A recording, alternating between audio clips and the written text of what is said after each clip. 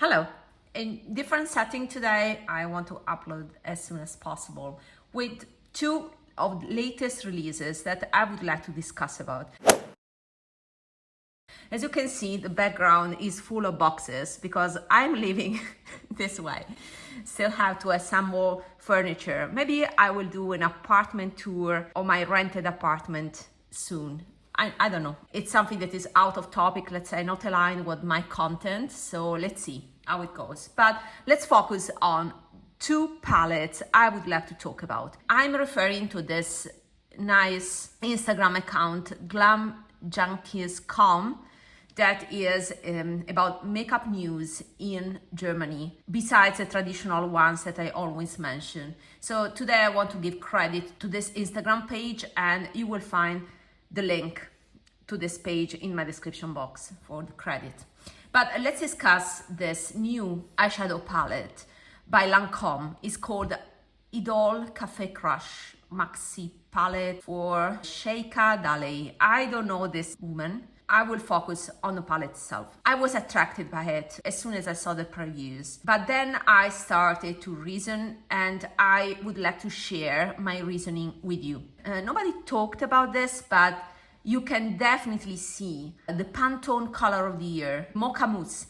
And I made a video about the Mocha Mousse color with all the palettes that contain this color. And this is a new palette that belongs to that set of palettes, because this palette contains a brown here in the middle that for sure is something related to that Mocha Mousse color, but the Mocha Mousse color has a better representation here in this shimmery color that I'm pointing at now, because this has that hint of pink that characterizes that Mocha Mousse color. But if you observe better, okay, this is very promising. And when I saw this picture, I said, okay, I want a palette. But then let's analyze this palette. It looks like there are matte shades in the bottom row and shimmer shades in the top row. When it comes to formula, this is the cream to powder formula that Lancôme has been using for years. You can find this formula in Kat Von D, in also Lancôme, those quints by Lancôme,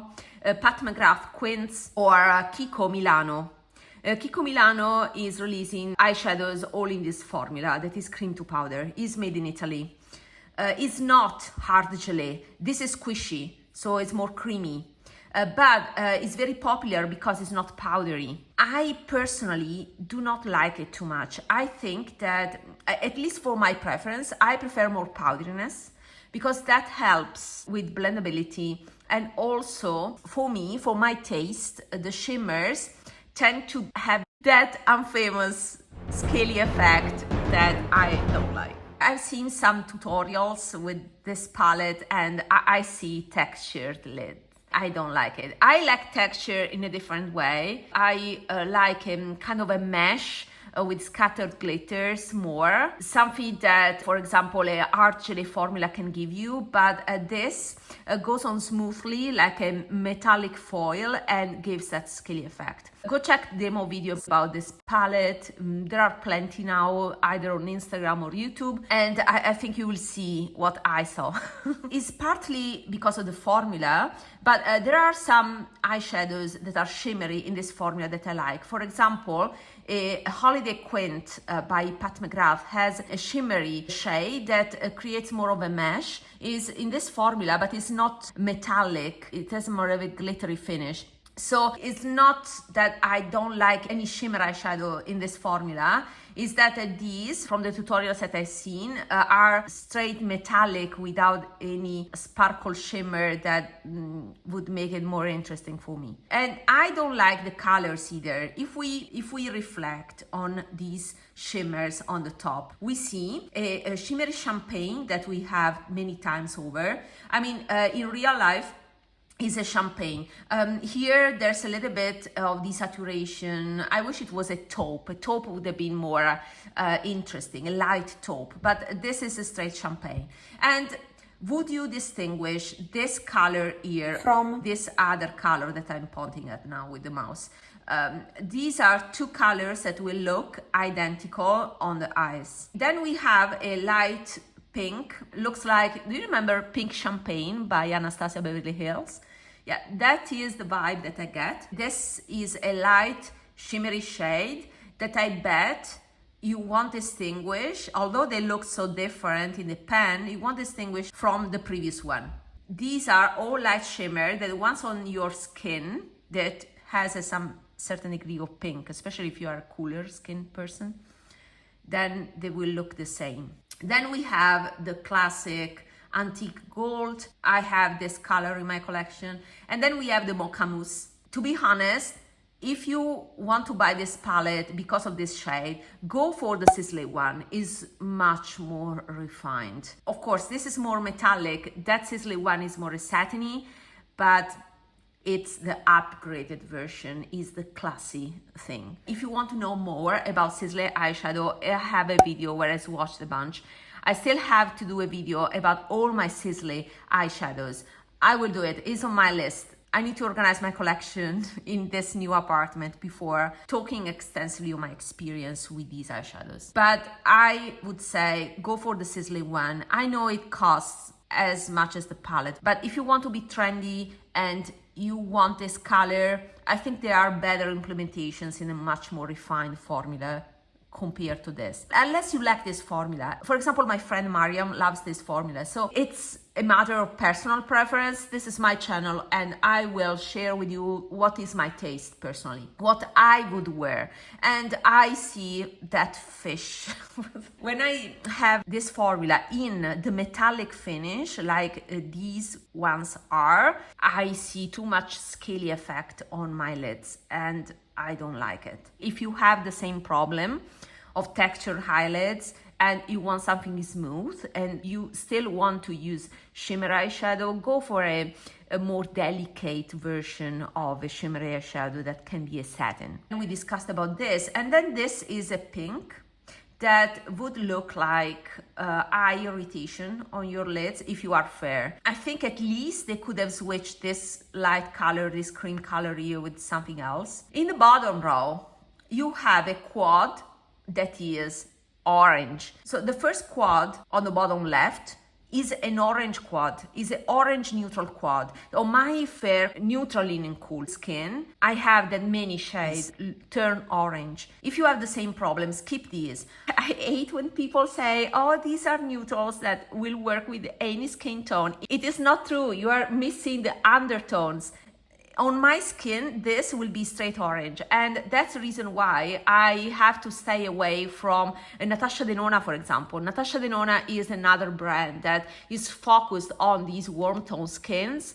So this bottom row gives me Anastasia Beverly Hills Modern Renaissance vibes, without the taupes in that Anastasia Beverly Hills that were fantastic. I bought at Modern Renaissance. I was literally using only the taupe in there. And this doesn't have even the taupe.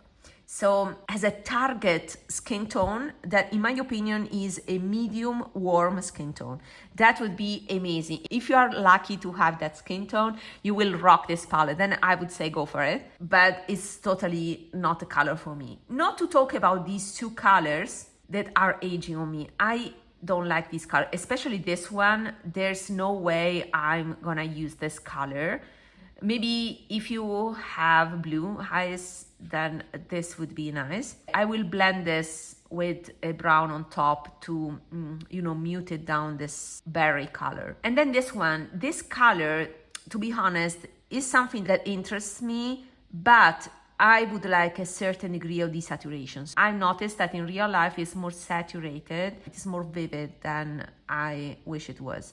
And I'm still of the hunt for Faded Amethyst by Lisa Eldridge. Still waiting for it to be restocked. It was in the discontinued Muse palette, and to be honest, that Lisa Eldridge Muse palette is not so different, right, from this couple here. So where's the coffee here? I see the coffee in the central part of the palette. They were strategic to have a coffee quad in the middle and then a purple pink quad that I don't like it at all, and orange, light orange quad on the left. So if I think deeply about this palette, I have only reason to skip it, starting from the formula and going further with the color theme. Let's go to the Z Beauté with this anticipated YSL quad. Now, this is the official image. The official images by Yves Saint Laurent are off. The real color is not so sexy and desaturated. I love this because I see a taupe here, but I've seen the real thing. There are images on Instagram you can search for, do your research, you will find that. This brown here is pinky peach. So in real life, this has not the gray that I see here in this picture. So the colors are off.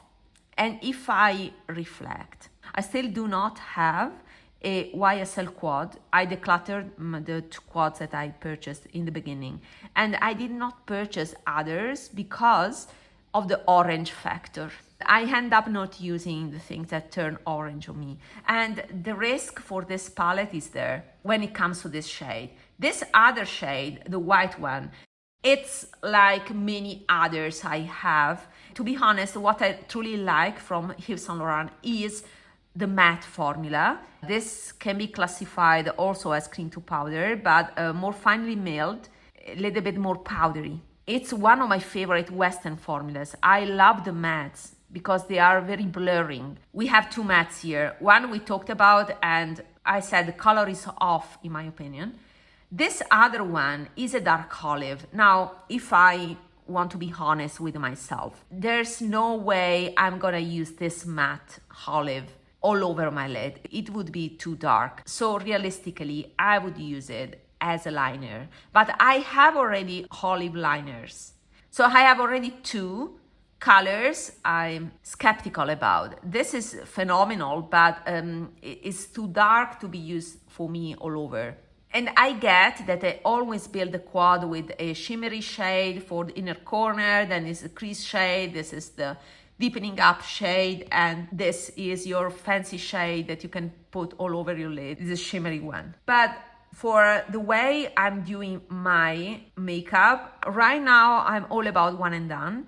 And this is not a one and done, as I said, because I'm pretty sure it would turn orange again on me.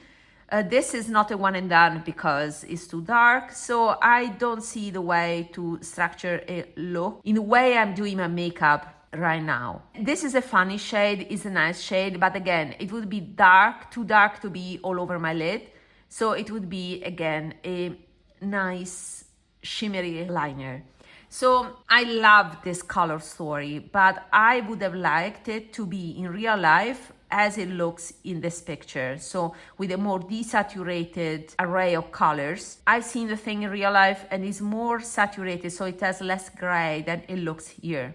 So when it comes to Yves Saint Laurent, I learned my lesson. They looked better in the pictures compared to what the real thing was. That is my experience. I'm still waiting for a gray mid-tone. There's no way I can rearrange the pans because sometimes I do that. I purchase multiple palettes and I rearrange the pans, the colors that I prefer. I do with Suku, for example, but with this, I can't do that because you have the quad. You cannot, depot a single color. These are without pan.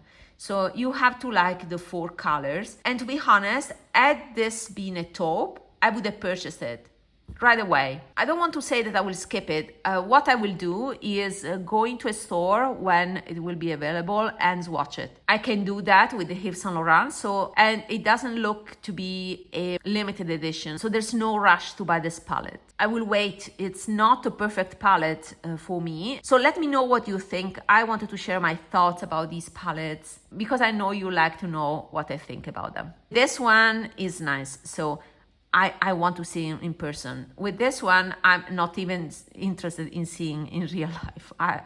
This is not my color story. Am I the only one? Let me know. See you in my next video. Bye.